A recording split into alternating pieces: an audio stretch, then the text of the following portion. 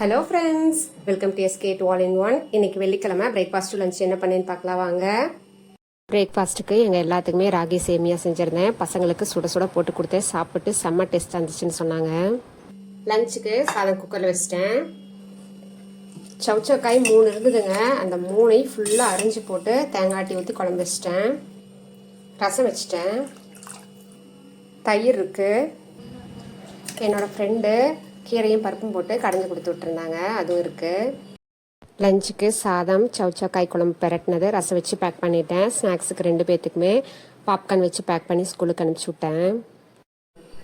இதுதாங்க எங்களோட சிம்பிளான பிரேக்ஃபாஸ்ட் லஞ்சு. அடுப்பு திட்டு க்ளீன் பண்ணி, அடுப்பையும் க்ளீன் பண்ணி, பாத்திரம் எல்லாத்தையும் தேய்ச்சி முடிச்சிட்டேன். பாத்திரத்தை வேகமாக விளக்கி முடிச்சேங்க. பைப்லாம் கொஞ்சம் கனெக்ட் பண்ணிகிட்ருக்காங்க, அதனால் அந்த வேலையும் முடிச்சிட்டேன். வீட்டில் கொஞ்சம் ஒர்க்லாம் போயிட்டுருக்கு, ஒயிட் வாஷ்லாம் பண்ணிகிட்ருக்காங்க. நான் அதை போய் பார்க்க போகிறேன். தேங்க்யூ.